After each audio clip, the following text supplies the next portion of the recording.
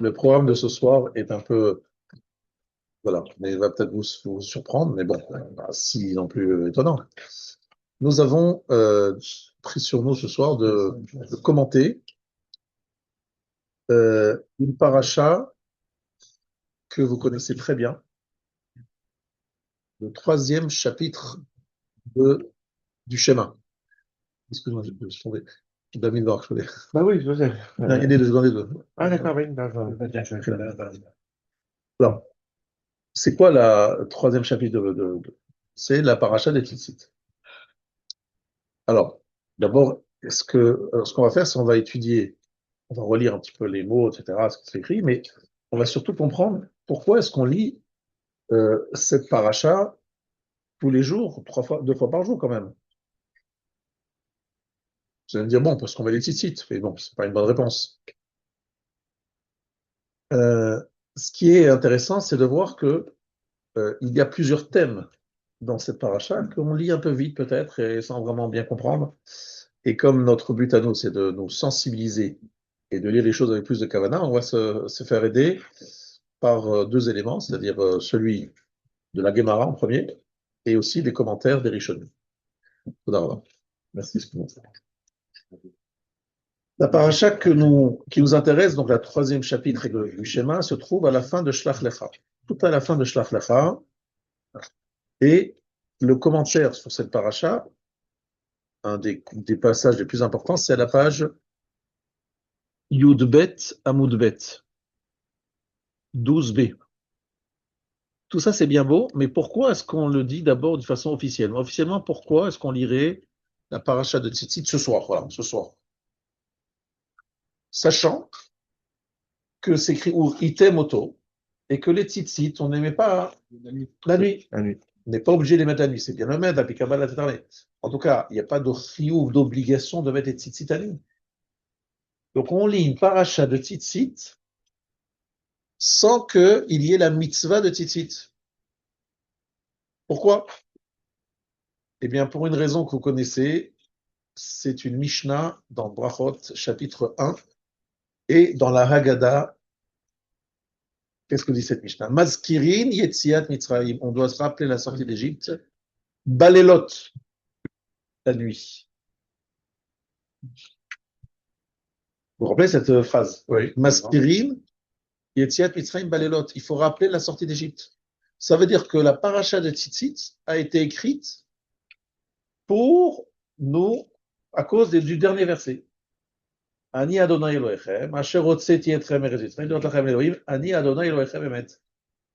C'est-à-dire que pour cette dernière phrase, on lit un chapitre entier de Tzitzit pour voilà, se rappeler de la sortie d'Égypte. Ça, c'est déjà la première chose à savoir. C'est le Aleph-Bet, comme on dit. Oui, mais la Gemara, elle va développer. Page 12 dans Brachot. Qu'est-ce qu'elle va dire? Parashat Tzitzit mipnema kavua, demande la Gemara. Pourquoi a-t-on fixé de lire la parashat Tzitzit? Amar Rav Yehuda bar Chaviva mivnei sheshba chamisha dvarim. Parce qu'il y a cinq choses. Pas parce qu'il y a une chose, cinq choses. Khamsa. Tzitzit, on rappelle les Tzitzit. Yetziat Mitzrayim, la sortie d'Égypte. Ça, on l'a déjà dit. Ol mitzvot, da'at minim, avera, irur avera, verur avodazara. Alors là, il va falloir qu'on explique. J'ai lu rapidement, on va expliquer. Bishlama hanetlat mefarshan. Tlat, c'est trois. Enfin, trois choses sont explicites. Qu'est-ce qui est explicite dans ce que vous lisez le texte? Ouvrez Perach Eliyahu, prenez la paracha de Tzitzit. Qu'est-ce qui est explicite dans cette paracha? Ve'asu lahem tzitzit. Ah oui, alors, les tzitzit, c'est explicite. Et qu'est-ce qui est aussi explicite parmi les cinq choses qu'on a? Ol mitzvot, le jour des mitzvot. C'est écrit Uzchartem, Oritem Oto, Uzechartem, et Kol mitzvot Hashem. Vous vous souviendrez de toutes les mitzvot d'Hashem, on est d'accord? C'est écrit explicitement. Donc il s'agit bien de All mitzvot, c'est-à-dire de rappeler le jour des mitzvot. Mais qu'est-ce qui manque? Dat minim, Hirure Avera, Hirur Avodazara Minalan. Betania, nous dit la Gemara, Achare levavchem zu minut, Achare nechem zu hirure avera, Atem zonim ze hirur avodazara. Donc je vais expliquer. Dans le verset où il y a au milieu, Lotaturu achare levavchem, ve'achare einechem, asher atem zonim acharehem. Comment vous comprenez ce verset? Vous ne n'explorerez pas, c'est la Shon la tour, c'est explorer, faire un tour, hein. Tourisme. Tour, faire un tour, tourisme. Lotaturu achare levavchem. Rashi explique, Alev ha'enaim hem meraglim lagouf. Le cœur et les yeux sont les espions du corps. Mais Sarserimlo est à Averot, il lui propose, il lui amène les Averot à faire. Ha'ain ro'a, l'œil voit, ha'lev chomed, le cœur désire, ve'agouf oset Averot, et le corps accomplit l'Avera. Et l'exécute, exactement. Ça veut dire que la Gemara nous dit qu'il y a 5 intérêts, 5 buts dans la lecture du 3e chapitre du Shema. Outre le rappel des tzitzit, le Ol Mitzvot, le jour des mitzvot, et le rappel de la sortie d'Égypte, il y a 3 choses qui sont Hirure Avera. C'est quoi Hirure Avera? C'est penser à des pensées en général plutôt sexuelles. D'accord?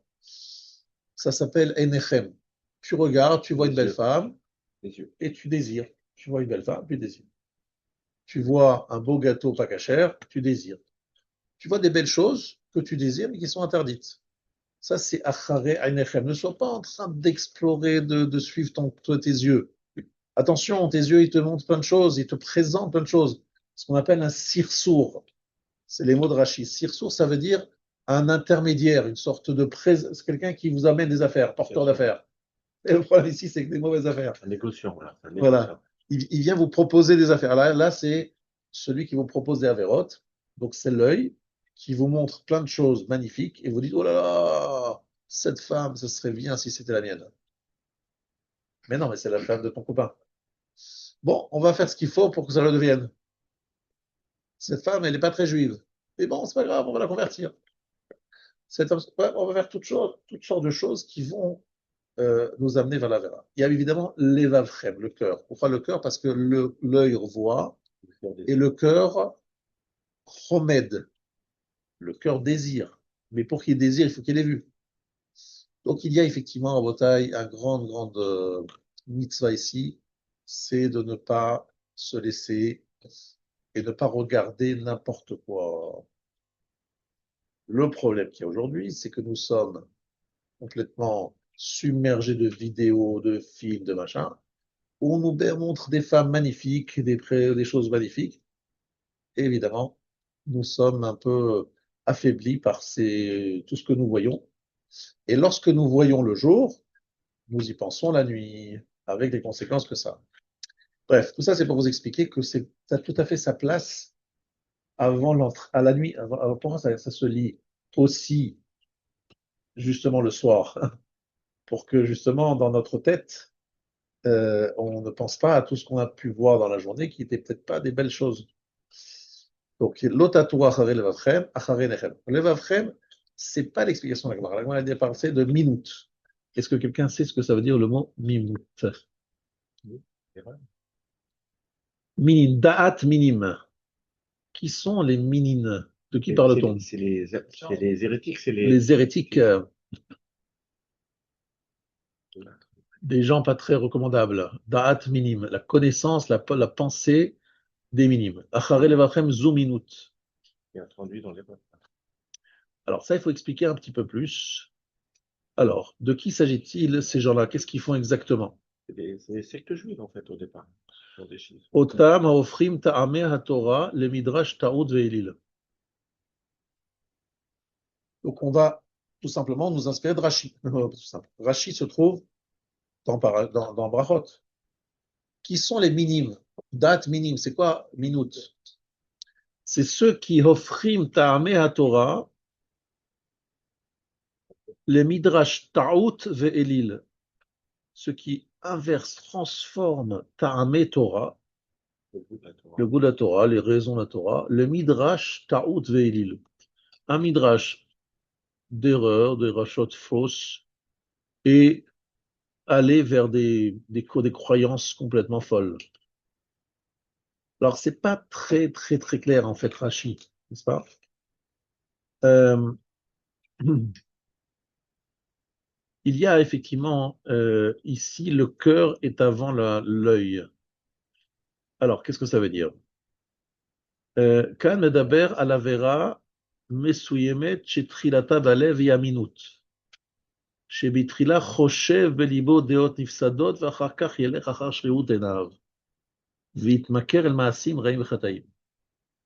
Extraordinaire ce que je vais vous dire maintenant. Ça, c'est un vrai tridouche que je vous donne en primeur. Lorsque j'ai lu cette paracha, comme vous, plusieurs fois, etc., tous les jours, j'ai compris d'abord comme la première explication de Rashi. C'est-à-dire, le cœur, l'œil voit, et le cœur désire ce que l'œil a vu. Le problème, nous dit ici la Gemara, c'est que c'est pas dans cet ordre-là. C'est écrit Acharé levavchem, ve'acharé enechem. Comment ça aurait dû être écrit? Acharé enechem, ve'acharé levavchem, dans cet ordre. Là, on dit d'abord levavchem et après enechem. C'est bizarre. Où est-ce qu'il y a une situation où d'abord le cœur désire et après l'œil voit? C'est pas logique. C'est d'abord l'œil qui voit, après le cœur désire. Si je vois rien, je désire pas. Là, on fait allusion à un autre problème. Ce qu'on appelle les déot nifsadot. C'est quoi les déot nifsadot? C'est tout simplement quelqu'un qui entend une mitzvah ou une avera et ça lui plaît pas. Ça lui plaît pas. Il dit non, c'est pas possible, etc.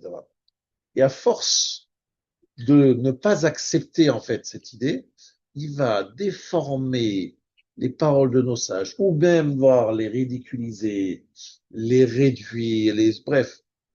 Comme il a une idée préconçue et qui ne veut pas accepter certaines choses, qu'est-ce qu'il fait? Il déforme, ça c'est d'abord le lève, c'est d'abord lui qui veut pas voir, il veut pas ça, il n'aime pas ça, et donc il essaye de voir les choses autrement. On peut prendre un exemple très simple, des Meraglim. Les Meraglim, quelque part, au départ, ils voulaient trouver une faille. Ils ne voulaient pas, nous disent nos Chachamim, encourager les Juifs à rentrer en Eretz Israël. Donc ils cherchaient la faille. Eretz ochelet yoshvea. Il voit une terre qui consomme, qui consume, qui détruit ses habitants. Parce que pourquoi il y voit ça? Parce qu'effectivement, il y avait des enterrements, et les enterrements, c'était justement pour que les gens ne soient pas en train de les suivre et de faire attention à eux. Ouais. Mais eux, ils ont vu quoi? Ils cherchaient la faille en disant, regardez, c'est un terrain, on vit pas longtemps, il y a des morts partout. Des géants. Mais pourquoi? Parce qu'au départ, nous dit le Messilat Yesharim, ils voulaient absolument pas perdre leur poste qu'ils avaient dans le désert. Ils pensaient qu'en rentrant en Eretz Israël, ils n'allaient plus avoir ce poste. Donc, ils étaient gênés par ça. Donc, ils voulaient décourager Israël. C'est en fait, au départ, déjà, il y avait le lève. Et après, l'œil, il a vu ce que le cœur voulait voir. C'est pour ça que c'est dans cet ordre. Acharé levavchem ve'acharé einechem. Bon, d'une façon plus générale, le mot minut, min, c'est ma'amin yeshu notzri. Celui qui croit en Jésus le chrétien. Ma'amin, Yeshu Netzremin. Les minimes. Pourquoi? Parce que la Gemara a été écrite en l'an 500. D'accord? Entre l'an 400 et l'an 500. Les rabbinim qui parlent dans la Mishnah, dans la Gemara, ce sont des rabbinim qui ont vécu entre l'an 200 et l'an 500. Pour ceux qui connaissent un tout petit peu d'histoire, vous savez que c'est la période où justement Constantin, empereur Constantin. Constantin a sécularisé le christianisme. Il a pris le christianisme en faisant une religion d'État. Et donc, le christianisme a pris une ampleur incroyable. Au début, c'était un petit peu, voilà, très discret. Ils étaient pourchassés. Ils étaient pourchassés, ils étaient tués. Et puis, évidemment, leur Dieu a été crucifié par des Romains. Mais avec le temps, avec Constantin, entre autres, eh bien, il a accepté ça. Donc, cette emprise du christianisme devenait de plus en plus importante dans la période de la Gemara. C'est pour cela que vous dites dans la bracha, Vela malchinim, Vela minim altei tikva. Elle a été écrite justement pour réagir à cette nouvelle situation d'un développement du christianisme. Mais c'était quoi le christianisme? La Gemara dit que quoi le christianisme? C'est une remise en question de la Torah orale. ils appelaient les pharisiens, donc les rabbins, qui sont appelés les pharisiens, ils étaient attaqués par les sadducéens, attaqués par les chrétiens, et donc c'est une période où l'hérésie, la rébellion contre la Torah orale est au top, au maximum. Donc qu'est-ce que font nos rachamim? Ils nous disent, attention, attention, acharei levavchem, votre cœur, ça fait, la Torah l'a écrit, en nous faisant penser, attention, attention, viendra un moment où votre cœur vous voudra que vous voyiez ceci, cela. Il sera tordu. Vous aurez une approche tordue des choses. Je vous préviens. Et c'est d'abord le cœur et après l'œil. Pourquoi? Parce qu'une fois qu'on a vu les choses comme ça, on dit, ah, mais non, sans doute, les rabbins, ils sont trompés. Non, ils auraient la preuve qu'ils se trompent, c'est ceci, cela, etc. On déforme les choses. Donc, l'otatur, acharei levavchem, zu minut, acharei enechem, zu hirure avera, c'est des pensées sexuelles en général. Et après, asher atem zonim acharehem, troisième étape. Zonim, c'est. Maintenant, on aurait pu penser que c'est la débauche, mais c'est pas ça. L'Agmara nous dit, qu'est-ce que c'est asher atem zonim? C'est l'Agmara qui dit ça. Hein. Asher atem zonim, zehir ur avoda zara. Baiznu acharei habe'alim. Le verset dit, ils se sont littéralement débauchés après les Béalim. Béalim, ce sont évidemment des dieux, et ils ont été donc attirés par ces dieux. Donc en fait, nous avons ici trois mots qui parlent de trois dimensions. Minut, Hirure Avera, Avodazara. Je traduis. Il est interdit d'avoir même une pensée de Avodazara, d'idolâtrie, même si ce n'est pas dans l'action, et simplement de réfléchir à leur approche du monde, etc., c'est interdit. Hirure Avera, ça tout le monde sait, interdiction de penser à des femmes, etc. Et Minut, c'est une déformation de la Torah. C'est-à-dire, vous savez tous que le christianisme accepte la Torah écrite, l'Ancien Testament, comme il appelle. Vous savez tous que les Sadducéens acceptaient la Torah écrite. Mais qu'est-ce qu'ils faisaient? Ils déformaient, ils se moquaient des rabbins, des pharisiens, des explications de Chachamim, et plusieurs autres choses dans lesquelles je ne rentre pas dans les détails. Mais leur but, c'était, oui, il y a eu la Torah. Oui, la Torah a été donnée au Sinaï. Mais attention, les rabbins d'aujourd'hui, ils la déforment, ils l'expliquent à leur façon, etc., etc., une façon de décrédibiliser la Torah orale. Voilà. C'était ça le gros problème du première centaine d'années du siècle de l'ère chrétienne. C'est le problème principal. Et ça va en crescendo, ça va de plus en plus.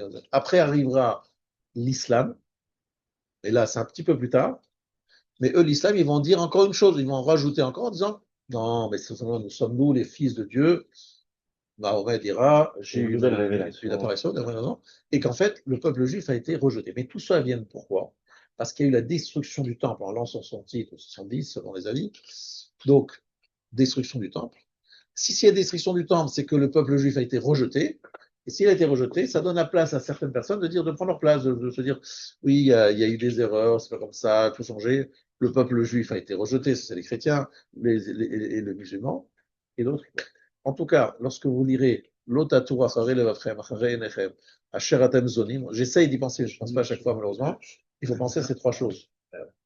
Minut, Hirure Avera et Avodazara. Avodazara, Asher Atem Zonim, c'est Avodazara. Avodazara aujourd'hui, je vous ai déjà dit plusieurs fois que l'Avodazara aujourd'hui, ce n'est pas l'argent, ce n'est pas le foot, ce n'est pas les femmes, ce n'est pas tout ça, je ne suis pas d'accord, c'est n'importe quoi. L'Avodazara d'aujourd'hui, ça j'ai reçu de Rav Moshe Shapira, il écrit dans son livre, l'Avodazara d'aujourd'hui, c'est la kfira, c'est-à-dire aujourd'hui quelqu'un qui dit je suis agnostique, athée, je ne veux rien entendre de Torah, des mitzvot, etc., ce rejet de la spiritualité en général, de Dieu en général, est en fait la Avodazara moderne. Pourquoi? Je l'ai expliqué beaucoup de fois ici déjà. La Avodazara, à l'époque, les gens ne pouvaient pas être non-croyants. Ça n'existait pas quelqu'un qui dit je crois en rien. On le tuait, on le brûlait celui-là. On l'amenait dans un asile de fou. Ou un asile, ou on le brûlait. C'est très simple, ça n'existait pas. Donc quelqu'un qui était en rébellion contre Hachem, contre la Torah, etc., qu'est-ce qu'il disait? On va dire qu'une chose. J'ai changé de crèmerie, je ne crois plus à Hachem et à la Torah, je crois dans une telle idole, X, Y, Z. Ça n'existait pas d'avoir rien. Ça n'existait pas. Il fallait qu'il ait quelque chose. Il fallait quelque chose. Donc aujourd'hui, c'est quoi le Etzara d'Avodazara? En fait, c'est la kfira, c'est le rejet de la Torah. Après, pour trouver une petite porte de sortie, on cherche une idole pour laquelle se raccrocher. Mais au départ, et le vrai problème, c'est le rejet, c'est la kfira, c'est le rejet de la Torah et des mitzvot, et d'Hachem, et de tout, quoi. Donc l'athéisme aujourd'hui, ça serait la forme. D'Avodazara. C'est Avodazara, mais c'est l'athéisme militant. voilà. Vraiment celui qui veut dire je ne crois en rien, Dieu n'existe pas, je ne veux pas, etc. Après, je vous mets en garde, c'est beaucoup de gens qui sont ce qu'on appelle Tinok Shemishba, des gens qui n'ont rien appris par ignorance, par vraiment, c'est pas du tout souvent des gens des grands théoriciens, c'est des gens bon. Les philosophes, Pardon? Les philosophes sont considérés comme ça? Alors, les philosophes, il y a plusieurs types de philosophes, mais il y a des philosophes qui sont croyants, faut savoir. Mais il y a beaucoup de philosophes qui ne le sont pas. Les philosophes qui ne le sont pas, c'est qu'en fait, ils disent deux choses. Soit ils disent que le monde a été créé par Dieu et que le monde fonctionne tout seul, soit ils disent que jamais Dieu n'a existé, que le monde c'est un Big Bang, etc. Donc c'est une forme de kfira, de rejet de Dieu, et donc c'est une forme d'Avodazara dans le sens je rejette la croyance. Mais par exemple, typiquement le christianisme, par exemple, Lustiger qui est devenu cardinal, est-ce que lui, on dit qu'il a fait de la Vodazara? Alors, je veux juste dire ce qu'il a fait Rav Yosef lorsqu'il a appris sa mort, il a pleuré. Et pourquoi il a pleuré? Parce qu'il a dit, je pense à la Neshama de ce monsieur devant le trône céleste. Qu'est-ce qu'elle doit avoir du mal à justifier, à s'expliquer, sachant que ce monsieur, il avait des connaissances quand même. Lui-même, Lustiger, je vous raconte cette histoire, on fait une petite parenthèse avec le Rav Citruc. Il y a eu beaucoup d'histoires avec le Rav Citruc et Lustiger, c'est un peu spécial. Mais Lustiger, je dois dire, il a demandé qu'on dise le Kaddish. Donc on a dit le Kaddish pour lui. Et un jour, mon beau-père, il parlait, et lui aussi parlait. Évidemment, le cardinal, l'archevêque de Paris et le grand roi de France, c'est normal qu'ils se trouvent. Et après leur prise de parole, Lustiger lui dit, ce grand roi, finalement, on a dit pratiquement la même chose. On est sur la même longueur d'onde. N'oubliez pas que je m'appelle Aharon Alevi. Il était Lévi, et il s'appelait Aaron. Et il était cardinal. Et il a dit, n'oubliez pas, je m'appelle Aaron Alevi.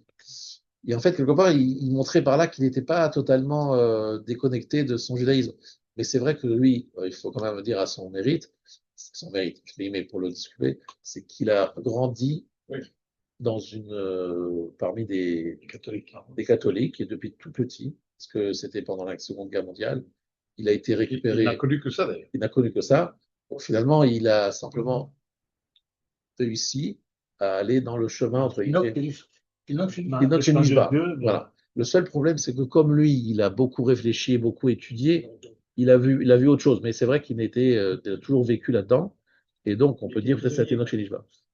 Il n'a pas eu la chance d'étudier, etc. Après, il a compris qu'il y avait autre chose, etc. Mais bon, c'était intéressant parce qu'il avait quand même des petites remarques que mon beau-père m'a rappelé, qui montraient qu'il avait quand même ce sang juif, cette sensibilité juive. Bon, on ferme la parenthèse. Mais ça, c'est ce qu'on appelle Avodazara ou Minut. C'est l'un ou l'autre, en tout cas, c'est rien de très bon. Tout cela, Kadosh Baruch Hu nous demande de le faire tous les jours, deux fois par jour. Pourquoi?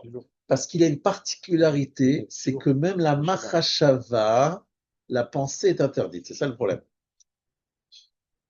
C'est-à-dire qu'on n'a pas le droit non plus ni de penser aux femmes, ça vous savez très bien. On n'a pas le droit de penser à la minute, c'est-à-dire aux thèses des Sadducéens ou du christianisme ou toutes sortes, ou des libéraux même des libéraux, etc., des gens qui veulent professer des croyances totalement opposées, etc. On n'a pas le droit de penser.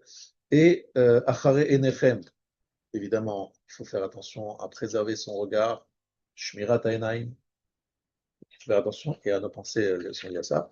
Et Asharatem Zonim, même à Vodazara, il y a des livres qui parlent de plein de croyances qui sont autres que la nôtre, où il n'est pas évident qu'on puisse les lire.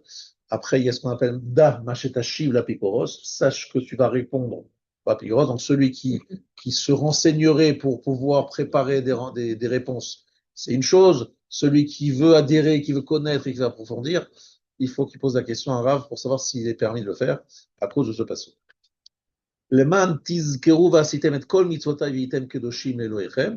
Donc, afin que vous vous souveniez et que vous accomplissiez tous les mitzvot et que vous soyez kadosh pour votre Dieu. Alors attention, Là, on est en train de rappeler une autre dimension, c'est-à-dire que tout cela est venu, donc le tzitzit sont là pour nous protéger. Comprenez bien que nous avons tous tzitzit, filin, mezouza et kriyat shema. Ce sont 4 éléments. Il faut absolument que vous sachiez et que vous vous rappeliez de ce que dit Rabbi Yochanan. Qu'est-ce qu'il dit Rabbi Yochanan? Rabbi Yochanan dit une phrase très très forte. Je ne sais pas si je vais la retrouver dans la seconde là maintenant, parce que je ne me rappelle plus exactement quelle page, mais il dit la chose suivante. Tout celui qui a des tzitzit à ses habits, des tfilines sur sa tête, et qui s'est préparé à la tfila, il dit aussi qu'il faut avoir une préparation avant la tfila, c'est-à-dire l'hygiène, aller aux toilettes, etc. Bizarrement, il insiste là-dessus, et qui lit le Kriyat Shema, donc il a tzitzit, tfilines, et dans ça, les Mekoubalim disent aussi, je pense que vous avez entendu parler de ça, que c'est bien de passer à côté d'une mezouza. Donc c'est pour ça que le jour où vous vivrez en Israël, vous aurez le kiff de sortir de chez vous avec talit, tfilin, et passer devant la mezouza, ou bien rentrer dans le Beth Midrash dans lequel il y a une mezouza. Comme ça, vous avez le chut hameshulash, les 3 éléments protecteurs ce qu'on appelle le or makif, c'est-à-dire la lumière qui nous entoure. Et lorsque vous prenez le schéma, vous faites le schéma, vous faites ce qu'on appelle le or pnimi, vous dites Hachem, tu es Chad, donc tu as or makif et or pnimi, et ce mélange-là, c'est du bombe atomique. Ça, c'est protection absolue, c'est la Et mitzvot, mezouza, mezouza, tzitzit, tzitzit et tfilin, tfilin. mitzvah, Dans le exactement, Yarok, chazak. et Donc le en fait, guet, et pourquoi alors? Attention, comprenez pourquoi, Parce que ce sont des mitzvot aussi permanentes. Parce qu'on est censé normalement mettre les tefilines toute la journée. Pourquoi on ne met pas les tefilines toute la journée? je comprends. Parce qu'on n'est pas sûr de pouvoir les préserver, les halachot, les règles. On n'a pas le droit d'avoir des flatulences lorsqu'on a des tefilines. Or, c'est très difficile de se maîtriser toute la journée. On doit avoir des pensées concentrées sur les tefilines. Donc, effectivement, il y a des règles trop importantes, trop difficiles. Et donc, on préfère ne pas mettre les tefilines pour ne pas risquer de manquer de respect. Juste, je vous dis une chose, garder les tefilines trop longtemps, si on n'est pas capable de prier avec ou de penser à tefilines, c'est pas intelligent. Il vaut mieux ne pas les avoir plus longtemps. Et si vous sentez que vous n'êtes pas tout à fait propre, etc., surtout les enlever vite. Il faut vraiment faire très attention à la propriété. Mais normalement, les tefilines étaient sur la tête des morts de Bétar, lorsque Bétar, cette fameuse ville qui s'est soulevée contre les Romains, et ils ont eu un miracle, les corps ne sont pas donc décomposés, on les a retrouvés avec des tefilines sur leur tête. Ils faisaient la guerre avec des tefilines. Vous expliquez ce que ça veut dire. Et moi, j'ai eu la chance de connaître un homme qui, bon, Hachem, est toujours en vie, mais je ne sais pas quel âge il a, jusqu'à 120 ans, qui s'appelle Rava Victor Nevetzal, pas Zachatzal, qui est vivant, qui vit longtemps encore. Eh bien, ce Rav, je l'ai vu sortir, donc j'allais au shiur chez lui, il avait talit et tefilin toute la journée. Et lorsqu'il allait voir son maître, Rav Shlomo Zalman Auerbach, il sortait avec les tefilines cachées sous son chapeau, comme ça, et il allait en tefilin dans la rue. Et pour ne pas regarder, etc., il avait un Tanakh, il avait un seder de Limoud à Tanakh lorsqu'il se déplaçait. Il prenait le bus, et pour ne pas regarder, effectivement, et il connaissait le Tanakh par cœur, mot à mot, tout le Tanakh. Et je me rappelle parce que j'ai écouté ses shiurim, mais des fois il s'oubliait, et il s'arrêtait, il citait un verset, mais après, il s'arrêtait pas, il continuait le chapitre entier, parce qu'il le connaissait par cœur. Pour vous dire qu'en fait, normalement, on est censé avoir talit, filine et mezouza, évidemment, ça vous le savez tout le temps. Et donc, c'est quelque chose, c'est un or-making, une lumière qui nous entoure et qui nous protège. Or, vous réfléchissez bien dans qu'est-ce que vous avez dans le Kriyat Shema, mezouza, filine et talit.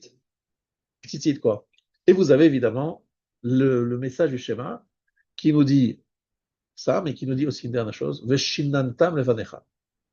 Enseigner la Torah, que la Torah sorte, que nous parlions de Torah. Alors, et le Shabbat? Alors, le Shabbat, évidemment. Le Shabbat, on n'a pas les tefilines, mais le Shabbat, on a le Shabbat.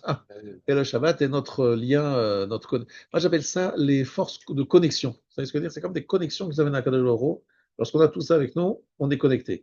Vous allez me dire, et les femmes n'ont pas ni tzitzit, ni tefillin. Elles ont mezouza, si elles doivent mettre, même si une femme est seule, elle doit mettre une mezouza, et elles n'ont pas la mitzvah de Kriyat Shema. Alors elles le font, c'est bien de faire, mais il n'y a pas d'obligation pour une femme. Alors comment est-ce qu'elles font cette shmira?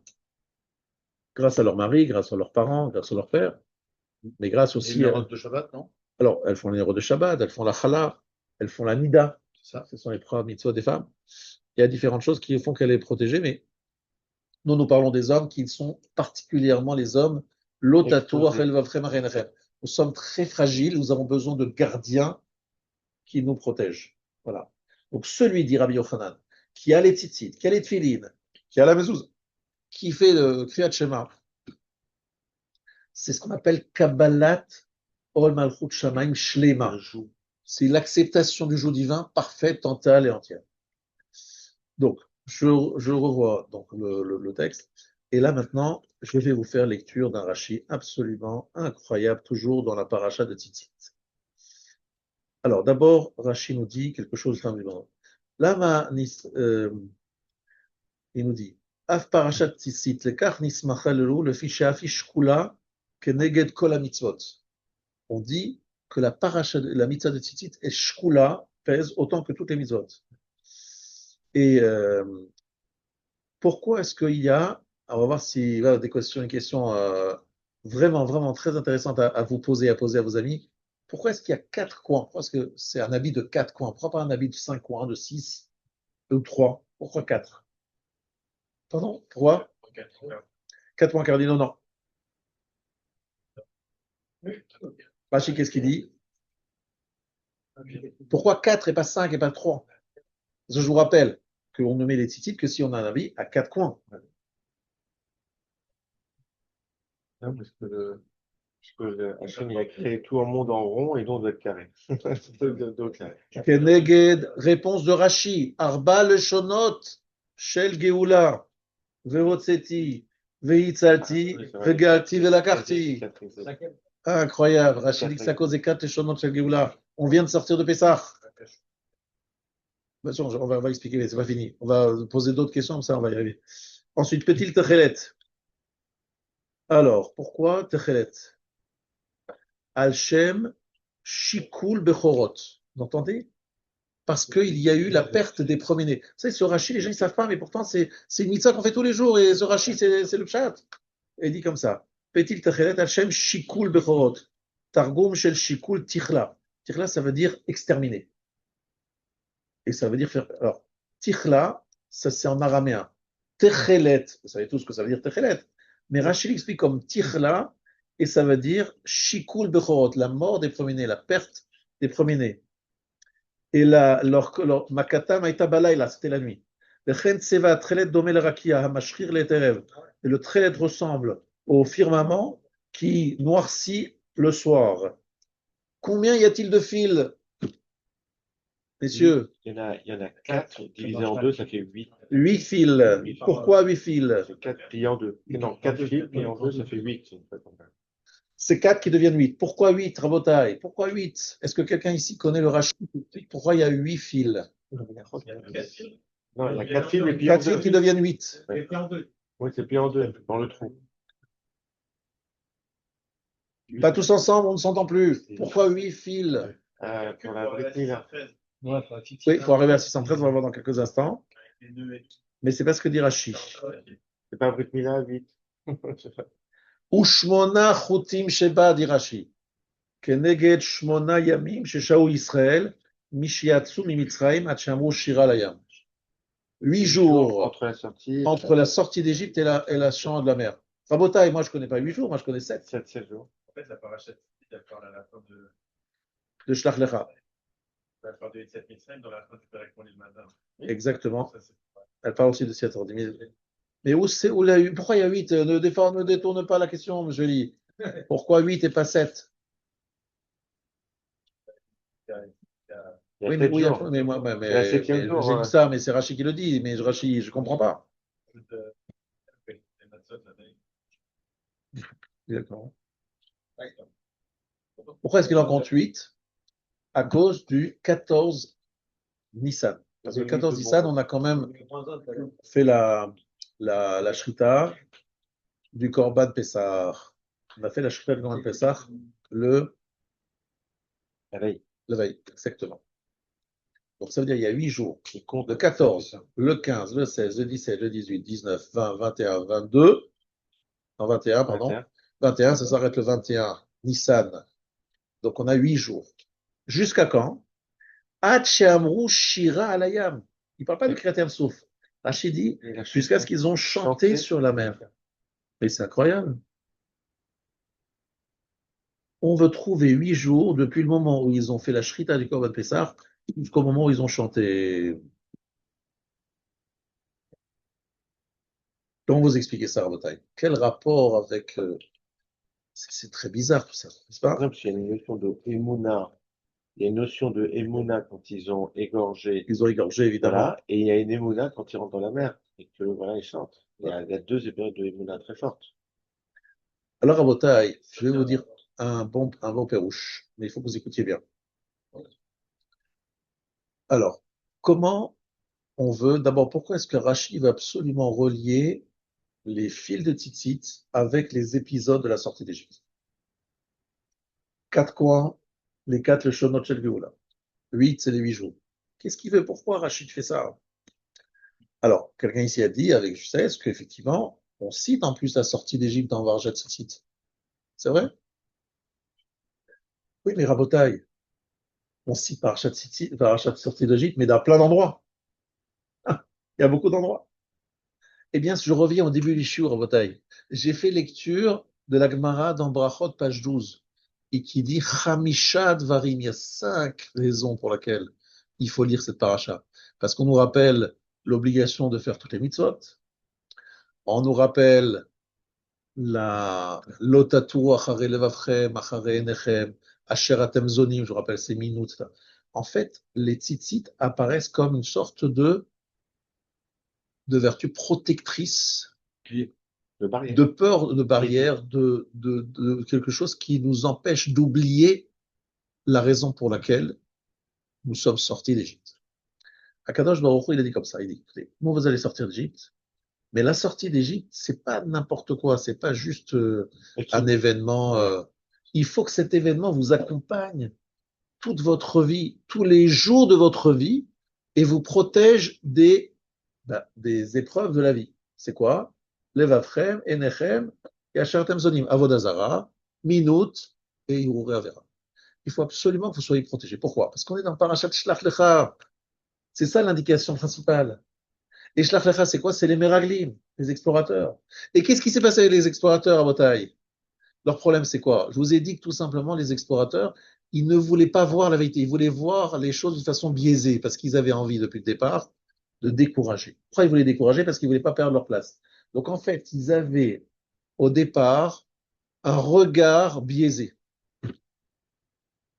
Il fallait voir les choses d'une certaine façon. Les tzitzit, ça vient du mot lehatzitz. Lehatzitz en hébreu, c'est observer. Ça veut dire qu'en fait, les tzitzit sont là pour nous remettre dans le droit chemin, nous faire voir les choses telles qu'elles sont. Surtout que nous ne soyons pas vus complètement déformés, dévoyés, abîmés. Ça, c'est les tzitzit. Alors pour cela, il faut absolument qu'on se rappelle des 8 jours depuis la sortie jusqu'à la Shira. Pourquoi? Qu'est-ce que c'est que la Shira? La Shira est dit au moment où les Égyptiens sont morts, c'est-à-dire que le mal est détruit. Adonai Imloch Lolamved. À ce moment-là, se révèle devant les Juifs la disparition du mal. Le mal est disparu, effacé. Or, justement, les tzitzit, leur rôle, c'est de combattre le mal. Lotaturu. Uzechartem et kol mitzvot. Est-ce que tu oublies? Tu as tendance à oublier. Or, à quoi sert la sortie d'Égypte dans les tzitzit? Pour nous dire, les tzitzit sont là pour nous amener à nous protéger de toutes les épreuves de la vie, en nous rappelant que les Juifs ont chanté la Shira, ils ont ressenti, à un moment dans l'histoire juive, on a ressenti le biurara, la fin du mal. Et c'est à ça que Pessah nous amène. Et tellement on le ressentait avec tellement de force qu'on a senti un moment de plénitude, de bien-être absolu, et on a commencé à chanter. Et là, c'était le Géoula total. Là, on était vraiment libérés de l'Égypte. Ainsi, chaque juif, il doit savoir qu'en mettant les tzitzit, il est là pour relancer la sortie d'Égypte et pour aller jusqu'à se libérer des épreuves, etc. C'est pour cela que dans les tzitzit, il y a le bleu qui doit nous rappeler le ciel et la présence du Shek Kisei Hakavod. Voilà une explication, on va dire, assez facile. Maintenant, il y a une explication plus profonde. Il y a toute une sorte de gmatriotes, etc., que l'on peut développer. Mais je ne sais pas si je vais le faire maintenant. Shekula mitzvazu kneged kol mitzvot. Alors, juste que vous sachiez quelque chose. Lorsque j'ai écouté de Rav Moshe Shapira, là aussi, je vous dis un truc qu'il m'a dit. Il dit, lorsqu'on dit la mitzvah, Asher kideshanu be mitzvota vetzivan. On fait par exemple la mitzvah de lehitatef batzitzit. Est-ce que vous savez pourquoi on fait lehitatef batzitzit? Il y a une particularité dans la mitzvah de tzitzit qu'il n'y a pas dans toutes les autres mitzvot. C'est lehitatef. On s'enveloppe. On est complètement entouré par les tzitzit. Il y a 4 tzitzit de tous les côtés. On est là, entouré de mitzvot. Le Rav, il nous a dit, au nom du Rav Chaim de Vologine, qu'en fait, chaque juif, s'il veut vraiment, vraiment, vraiment faire une mitzvah comme il faut d'abord avoir la kavana.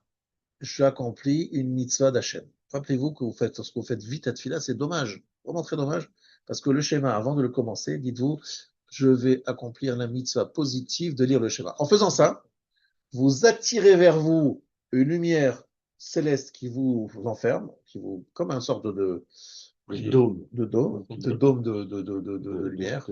Et lorsque vous rentrez dedans dans ce dôme, ce qu'on appelle le Or Makif, après vous rentrez dans le Or Nimi, vous rentrez et vous êtes quelque part, en faisant la mitzvah, vous êtes sorti de ce Olam. Vous êtes dans un autre Olam. Vous êtes Asher Kideshanu Bemitzvotav, il vous a sanctifié parmi ses mitzvot. Vetzivanu, d'abord Kideshanu Bemitzvotav.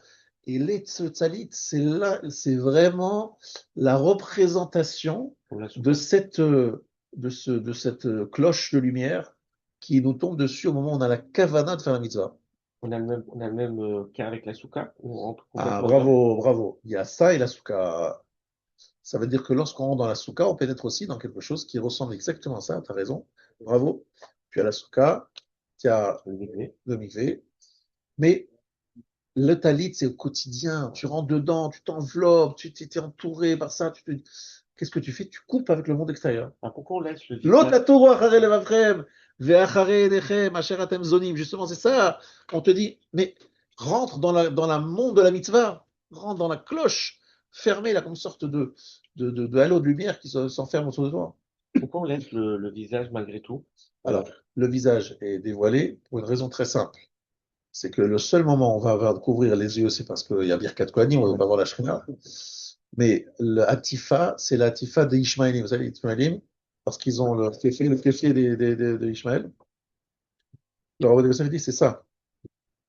La Hatifa du Tzitzit, c'est une Hatifa dans laquelle les yeux apparaissent, etc. Mais tout le reste du corps, il est fait. Pourquoi? Parce que les yeux, d'accord, sont face à Kadosh Baruch Hu, on doit être face à Hachem, et on est face à la Shekhinah.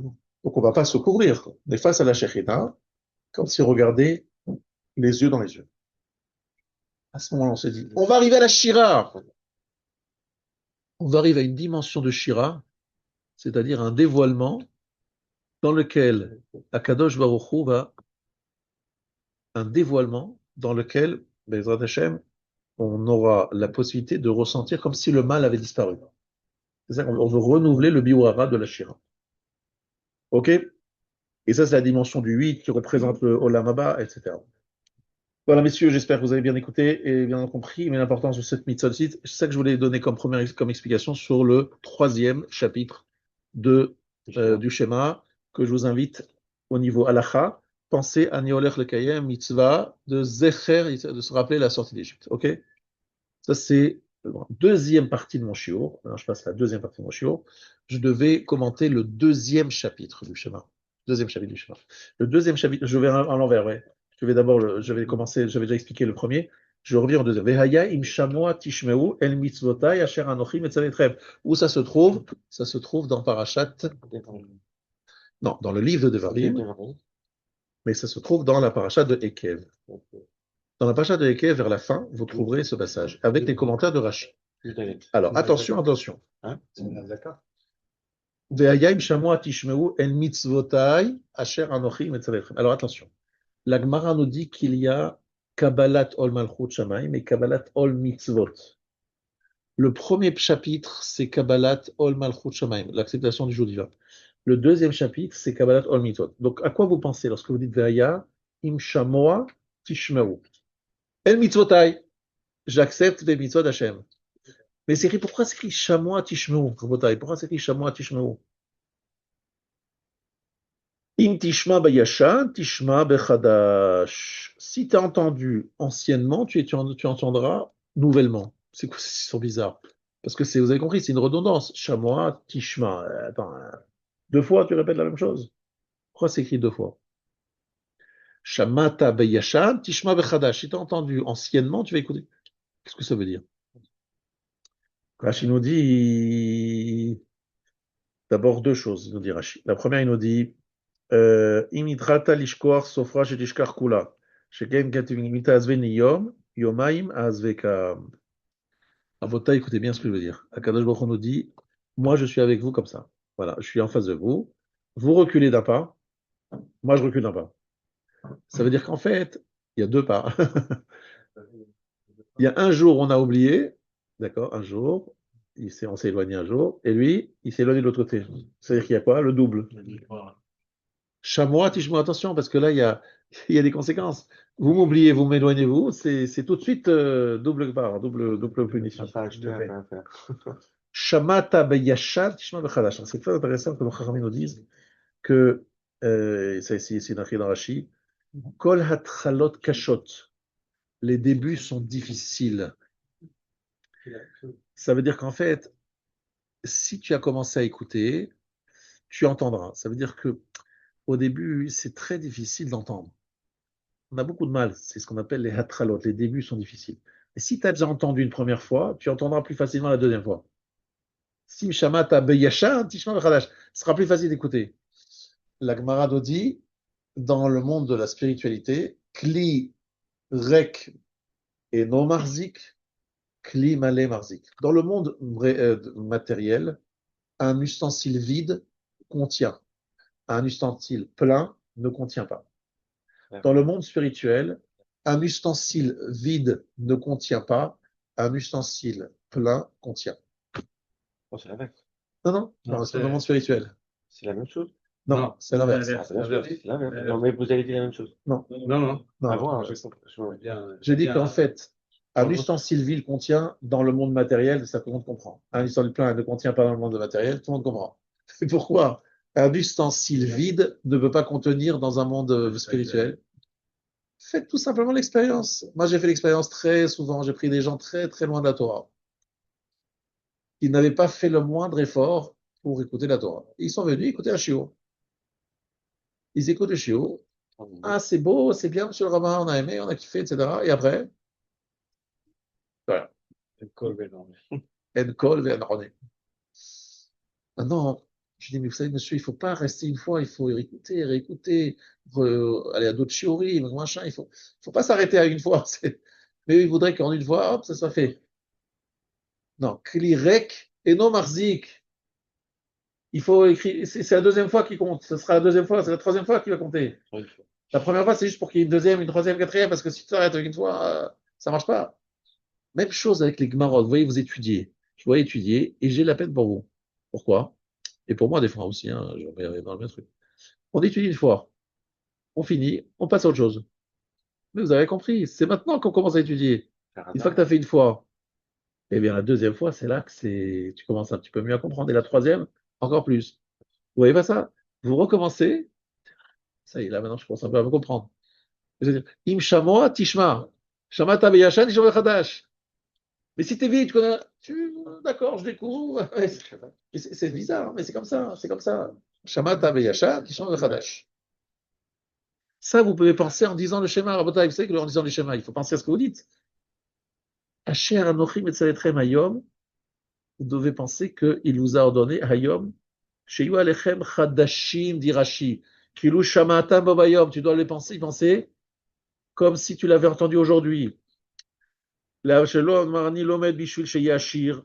Pour aimer Hachem, pour que je reçoive un sachar, mais assumez ava, faites-le par amour.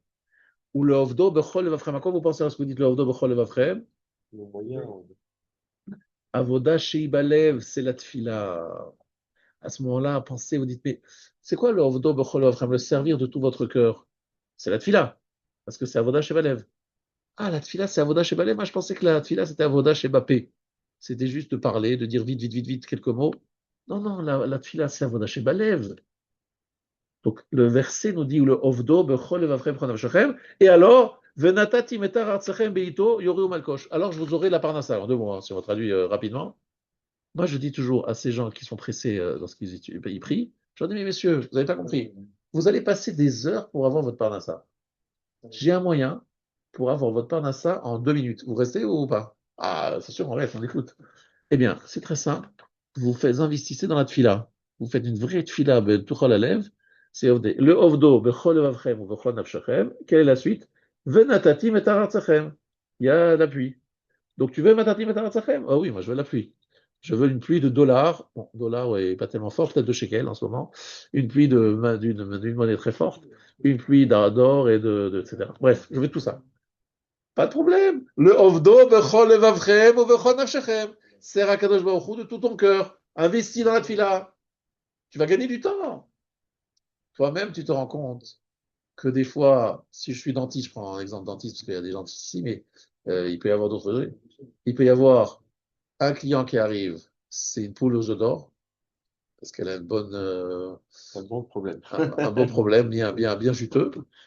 Et une autre personne qui arrive, bon, c'est encore une fois une carie, des tartrades, des machins, des trucs qui ne sont pas du tout à bon endroit. Imagine-toi qu'il y en a 4 comme ça qui rentrent les uns après les autres avec des implants, des couronnes, des machins, des choses à grosse.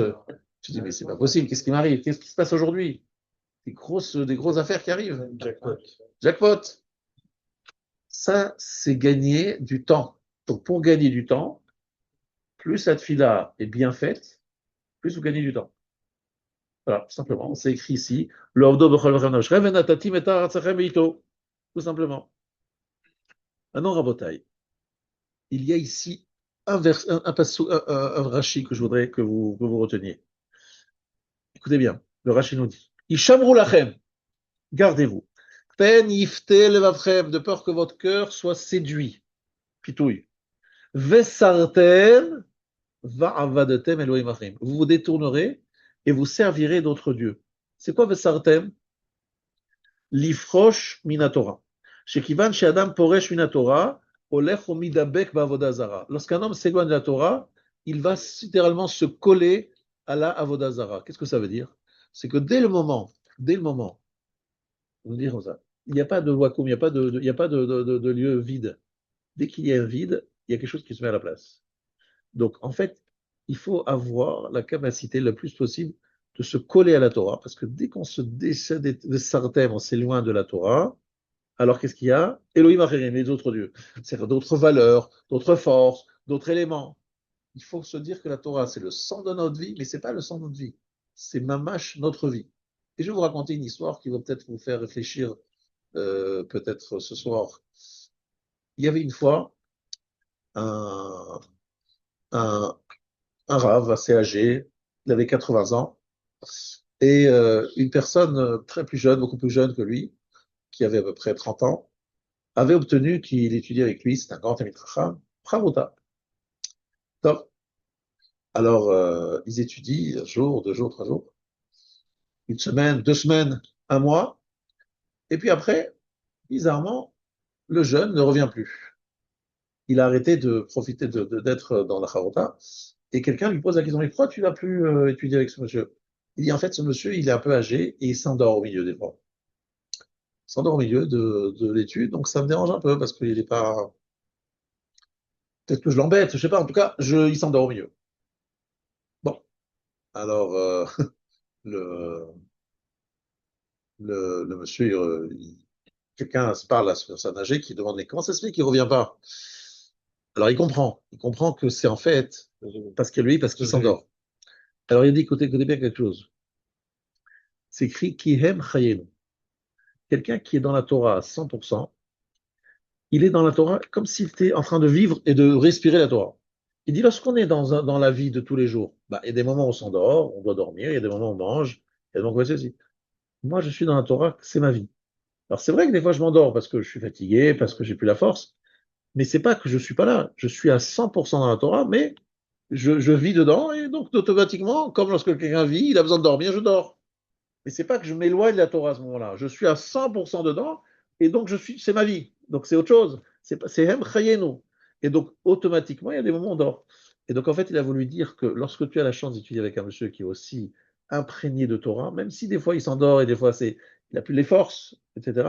Mais c'est un exemple de quelqu'un dont qui la vie, c'est la Torah. La Torah, c'est la vie.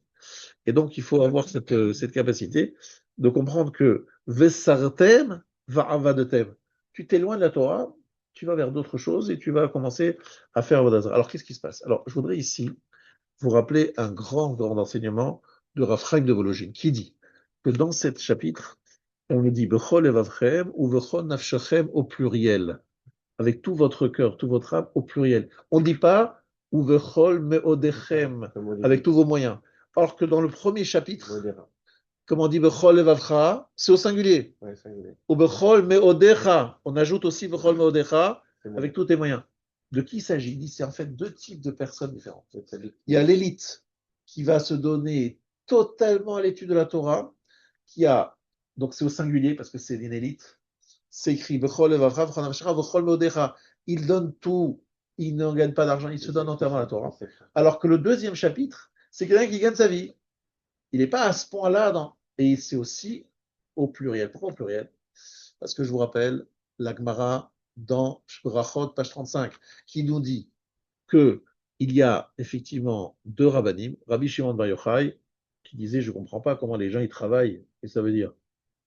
Et l'autre Rav, Rabban Gamiel, lui a dit mais réfléchis 2 minutes. Il y a c'est Rabbi Ishmael, Rabbi Ishmael, il lui dit mais regarde dans la Torah, c'est écrit Ve'asafta deganecha. Regarde, le deuxième chapitre du schéma, on parle là-bas de gens qui travaillent. Et qui va ramasser? Qui va faire? Il lui dit, si la personne est zoché, son travail est fait par d'autres. En 2 mots, il étudie la Torah et qui ramasse le dagan, etc. Il met en place un directeur qui lui met en place tout. Lui, il étudie et ses employés font tout le reste.